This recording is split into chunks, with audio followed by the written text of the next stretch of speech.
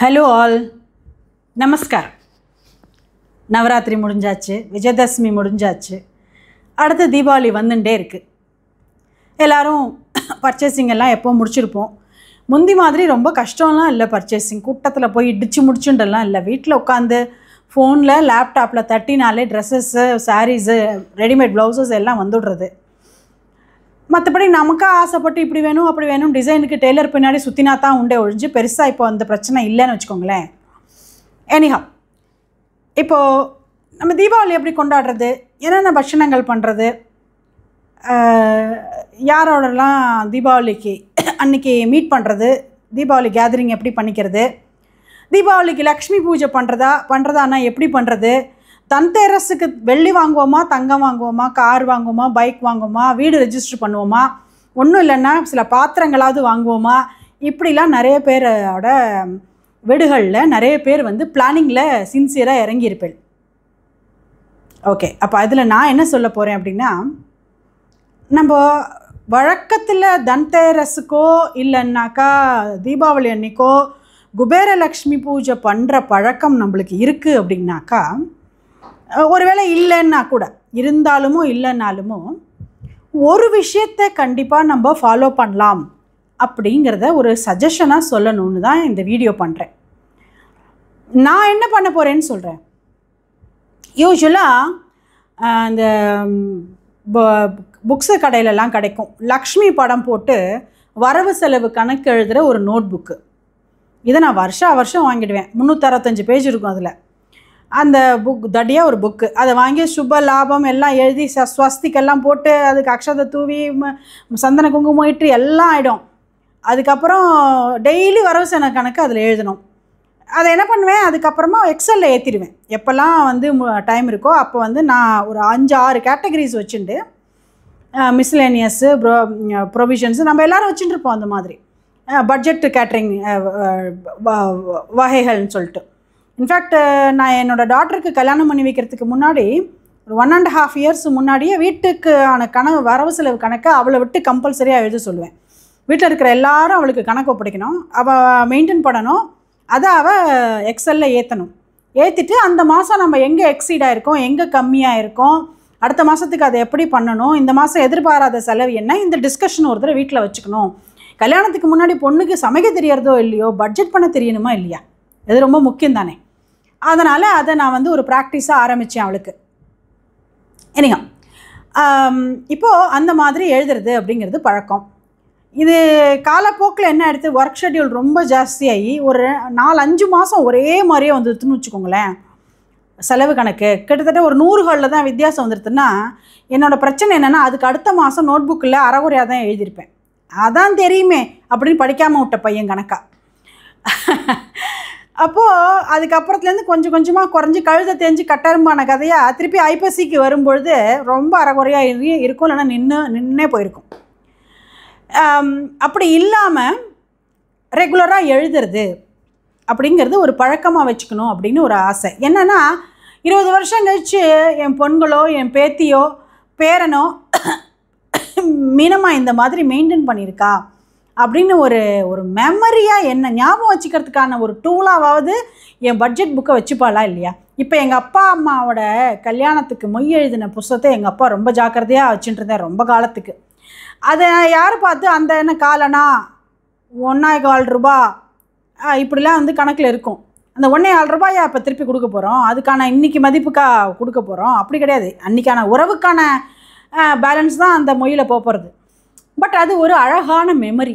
அந்த மாதிரி ஒழுங்காக பட்ஜெட் எழுதுறது, அதை ஒரு பொக்கிஷமாக என்ன கொடுக்க போகிறோம், நகையை கொடுத்தா அதுகளுக்கு நம்ம நகை பிடிக்குமோ பிடிக்காதோ, நம்ம புடவைகள் பிடிக்குமோ பிடிக்காதோ, இப்படி சின்ன சின்ன மெமரிஸ் அப்படியாவது ஒன்று வச்சுக்கிட்டு போவோம். அப்படிங்கிறதுனால இனிமேல் ஒழுங்காக எழுதுறது அப்படின்னு இந்த தீபாவளிலேருந்து வச்சுட்டுருக்கேன்.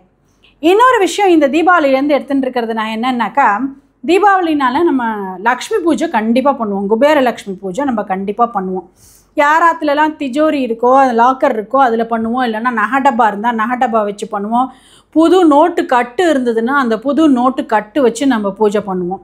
விளக்கேற்றி சிவப்பு கலரில் வஸ்திரம் சாத்தணும், இல்லைன்னா சிவப்பு கலரில் கீழே ஜாக்கெட் பிட்டாது விரித்து அது மேலே லக்ஷ்மி வச்சு அந்த மாதிரி நம்ம பண்ணுற ஒருத்தர் வீட்டுக்கும் ஒரு மாதிரி, உங்கள் வீட்டுக்கு எப்படியோ அப்படி நீங்கள் பண்ணுவேன் இல்லை. அப்போ அந்த மாதிரி பழக்கம் இல்லைன்னா சாயங்காலம் தீப ஆவலி தானே, விளக்காவது நம்ம ஏற்றுவோம். அப்படி பண்ணும் பொழுது நம்ம எல்லாரும், நான் என்ன வச்சுக்க போகிறேன், ஒரு ரெசல்யூஷன் சொல்கிறேன். இந்த தீபாவளியிலேருந்து அடுத்த தீபாவளி வரைக்கும் உடையோ ஆபரணமோ இல்லை வேறு ஏதாவது விஷயங்களோ இன்வெஸ்ட்மெண்ட் இல்லாதபடிக்கு வேறு என்னெல்லாம் இருக்கோ அதையெல்லாம் என்னை பொறுத்த வரைக்கும் என்னோடய வாழ்க்கைக்கு அத்தியாவசியம் இல்லாதவைகள். அதனால் அத்தியாவசியம் இல்லாத ஒரு விஷயத்துக்கு இந்த இந்த லக்ஷ்மி பூஜையிலிருந்து அடுத்த லக்ஷ்மி பூஜை வரைக்கும் நான் செலவழிக்க போகிறதில்லை. அந்த பணத்தை நான் சேவ் பண்ண போகிறேன் அப்படிங்கிறது என்னோட ஒரு எண்ணமாக இருக்குது. என்ன பண்ணுவோம், மிஞ்சி போனால் மாதம் 4-5 ஜாக்கெட் தைச்சிப்போம், இல்லை சல்வார் கமிஸ் தைச்சிப்போம், இல்லை எங்கேயாவது போனால் ஏதாவது இது நன்னா இருக்கே அது நன்னா இருக்கே பின்னாடி யூஸ் ஆகும் அப்படிங்கிற மாதிரி அதான் வாங்குவோம். அது பின்னாடி யூஸ் ஆகுங்கிறதே நமக்கே மறந்து போயிடும். இப்படிலாம் இல்லாமல் it is one step ahead for minimalism, அவ்வளோதான். அப்படிங்கிறது என்னுடைய ஒரு எண்ணமாக இருக்குது. இப்போ இது எல்லாருக்கும் எப்படியாவது சூட் ஆகிடுமான்னா ஆகிறதுக்கு வாய்ப்பு இல்லை. இப்போ ஒரு சில குழந்தைகள் வந்து இந்த வருஷம்தான் வேலைக்கே போக ஆரம்பிச்சிருக்கோம், இத்தனை வருஷம் குடும்ப கஷ்டத்துலேருந்து. அவளுக்கு இப்போலேருந்து தான் வீட்டுக்கு சாமான் சேர்க்கணும், நன்னா 4 ட்ரெஸ்ஸு தைச்சி போட்டுக்கணும், புடவை வாங்கிக்கணும்னு ஆசையெல்லாம் இருக்கும். அப்போ அது இந்த ரெசல்யூஷன் அவங்களுக்கு யூஸ் ஆகாது. யாருக்கு எந்த குடும்பத்துக்கு எந்த பட்ஜெட்டுக்கு எந்த ரெசல்யூஷன் சூட் ஆகுமோ அதுக்கு தகுந்த மாதிரியான ஒரு முடிவை இந்த தீபாவளியிலேருந்து அடுத்த தீபாவளிக்கு அப்படின்னு எடுக்கிறதுங்கிறது என்ன கேட்டாக்கா, லக்ஷ்மி பூஜையிலேயே நம்ம ஆவாகனம் பண்ணி நைவேத்தியம் பண்ணி ஷோடசோபச்சாரம் பண்ணி ஹாரதி பண்ணுறதுக்கு சமானம்னு நான் நினைக்கிறேன். இதை ஏதோ நான் பூஜை கிண்டல் பண்ணுறேன்னு நீங்கள் யாராவது கமெண்ட் போட்டுறாதீங்க, சத்தியமாக இல்லை. எந்த அளவுக்கு லக்ஷ்மியை வரவேற்று நம்ம பூஜை பண்ணுறோமோ அந்த அளவுக்கு பணம்ங்கிற லக்ஷ்மியை மதிக்கணும் நம்ம, இல்லையா? அதுதான் நான் சொல்கிறேன். ரைட். இப்போது பட்ஜெட்டுக்கு டெய்லி எழுதுறதுன்னோ இல்லை ஆப்பில் மெயின்டைன், இதுக்கு நிறைய ஆப்பெல்லாம் இருக்குது. சில பேருக்கு ஆப் மெயின்டைன் பண்ணுறதுல இஷ்டம் இல்லை, நம்ம பர்சனல்லாம் ஆப்பில் ஏற்றி கண்டவனுக்கும் போகும் வரவு செலவு கணக்கெல்லாம் அப்படின்னு. அந்த மாதிரினா நம்ம கம்ப்யூட்டரில் எக்ஸலில் போட்டு வச்சுக்கலாம், லேப்டாப்லேயோ இல்லை மொபைல்லையோ கூட இப்போல்லாம் எக்ஸல் இருக்குது. இல்லையா எனக்கு அது எதுவுமே செட் ஆகாதுன்னா நோட் புக் போட்டு எழுதிடலாம். மாத கடைசியில் ஒரு 5-6 கேட்டகரிஸில் நம்ம அதை ஃபிட் பண்ணணும். அத்தியாவசியமான செலவுகள், வருஷத்துக்கு தேவையான சேமிப்புகள். இப்போ நான் வந்து என்னோடய சின்ன பொண்ணுக்கே ஃபீஸ் கட்டுறேன்னா 80,000, 90,000, 1,00,000 அந்த மாதிரி தான் இந்த காலத்துலலாம் ஃபீஸ் எல்லாம் இருக்குது. திடீர்னு நான் ஜூன் மாதம் எடுத்து அந்த ஃபீஸை கட்டணும், 1,00,000 வேணும்னா ஜூன் மாதம் மட்டும் எனக்கு சம்பளம் மட்டும் 1,00,000 எக்ஸ்ட்ராவா போட போகிறா? யாரும் போட போகிறதில்ல. ஆனால் அடுத்த ஜூனுக்கு நான் ஃபீஸ் கட்டணும்னு இந்த ஜூனுக்கு எனக்கு இப்போயே தெரியும் இல்லையா? அப்போது மாதம் அவளுடைய ஃபீஸுக்கான சேவிங்ஸ் அப்படிங்கிறத ஒன்று எடுத்து வைக்கணும். நான் எடுத்து வைப்பேன் மேம், அது எனக்கு கையை விட்டு அப்படியே கரைஞ்சிடும் அப்படின்னா அப்போ நம்ம கை ஓட்டையாக இருக்குதுன்னு அர்த்தம். அப்படியே கரைய விடாமல் நம்ம என்ன பண்ணணும், நான் வந்து ஷார்ட் எஃப்டியாக போட்டு வச்சுப்பேன், ஷார்ட் டேர்ம் எஃப்டியாக போட்டு வச்சுப்பேன். ஏன்னா ஆப்லேயே இருக்குது, எஸ்பிஐ ஆப்லேயே இருக்கும் நம்மளுக்கு. அந்த உங்களுக்கு என்ன பேங்க்கோ அந்த ஆப்லேயே இருக்கும். இல்லை அந்த நான் எஃப்டி போட்டாலும் தேவைன்னா நான் உடச்சி எடுத்துருவேன் அப்படின்னா நீங்கள் ஆர்டியாக போடலாம். அடுத்த வருஷத்துக்கு இதுதான் குறிப்பிட்ட தொகை தான் ஃபீஸு அப்படின்னா அந்த ஃபீஸை 12 இல்லை 10 வகுத்து, 12 வகுக்காதீங்க, 10 வகுத்துக்கோங்க. ஏன்னு சொல்கிறேன், 10 வகுத்து அதுக்கான காசை எவ்ரி மந்த் சேவ் பண்ணுறது அப்படின்னு வச்சுட்டாலே நமக்கு வந்து அனாவசியமான செலவுகள் வந்து நின்று போயிடும்.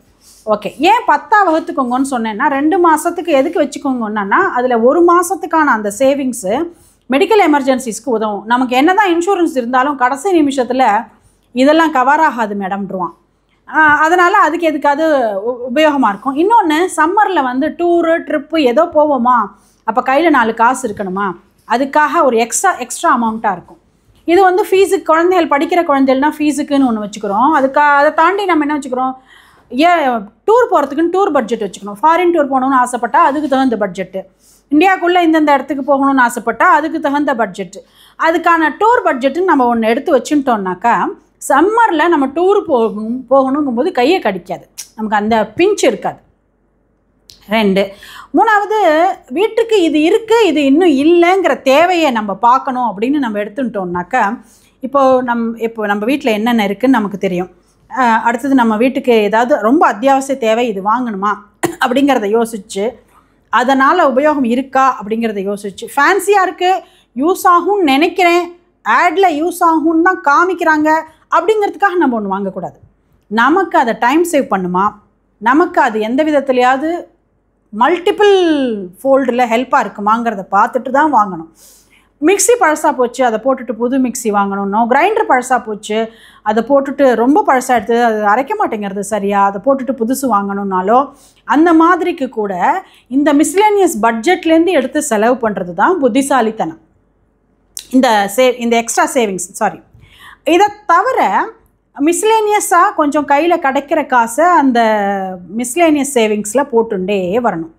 நீங்கள் போட்டுண்டே வரும்போது தான் தெரியும், எக்ஸ்பெண்டிச்சர்லாம் எடுத்து பார்த்தாக்கா மிஸ்லேனியஸ் எக்ஸ்பெண்டிச்சருங்கிறது, அதாவது நம்ம கணக்கில் கொண்டு வராத எதிர்பாராத யோசிக்க முடியாத திடீரென வந்த அப்படிங்கிற செலவுகள் ஒரு ஐட்டம் வந்து ஒரு 5, 6, 8, 10 இருக்கும் ஒரு மாதத்துக்கே. நீங்கள் அது என்ன தான் பட்ஜெட் பண்ணி அடுத்த வருஷத்துக்கு அதை திருப்பி பார்த்தாலுமே இந்த தேவையில்லாததெல்லாம் நம்ம அரெஸ்ட் பண்ணிட்டோம்னு நினச்சாலுமே அடுத்த வருஷத்துக்கு புதுசாக ஒன்று முளைக்கும் இல்லையா? இப்போ நம்ம யாருக்காவது சீர் செய்யணும், நம்ம தான் மாமா, நம்ம தான் அத்தை, நம்ம தம்பி பொண்ணுக்கோ அக்கா பொண்ணுக்கோ அக்கா பையனுக்கோ கல்யாணம், நம்ம அதுக்கான ஒரு அமௌண்ட் எடுத்து வச்சுட்டு அந்த சீர் செய்யணும் அப்படின்னா அதுக்கும் மாதம் தான் நம்ம சேர்த்து வைக்கணும். ஓகே, வெயிட் பண்ணு வரேன். ஓகே, அந்த மாதிரி பட்ஜெட் பண்ணணும் அப்படிங்கிறத நீங்கள் ஒரு பிளானை வச்சுக்கோங்க. மேபி நான் எப்படி பட்ஜெட் பண்ணுறேங்கிற டைட்டில்ஸு வேணால் நான் டிஸ்கிரிப்ஷனில் கொடுக்குறேன். நீங்கள் அதில் உங்களுக்கு என்ன ஃபிட் ஆகிறதோ பார்த்துன்னு ஃபிட் பண்ணிக்கோங்க. பட் லக்ஷ்மி பூஜை எந்த அளவுக்கு முக்கியமோ அந்த அளவுக்கு பட்ஜெட் பண்ணுறது, வருஷம் பூரா பட்ஜெட் பண்ணி வாழறதுங்கிறது ரொம்ப முக்கியம். நாங்கள் பட்ஜெட் பண்ணுற அளவுக்குலாம் இல்லை மேம், நல்ல வெல்டுன்னு சொல்லாதீங்க. வெல்டுடு அம்பானியுமே அவன் கம்பெனிஸ்க்கு அவன் வீட்டுக்கு பட்ஜெட் தான் பண்ணுவான். அவன் ஆற்றுல வேணாலும் போடுவான், அளந்து தான் போடுவான். அப்போ நம்மளும் அப்படித்தான் இருக்க வேண்டியிருக்கு. இந்த லக்ஷ்மி பூஜை, இந்த தீபாவளி சுபவரவாக நம்ம எல்லாருக்கும் அமையட்டும். தேங்க்யூ. நமஸ்காரம்.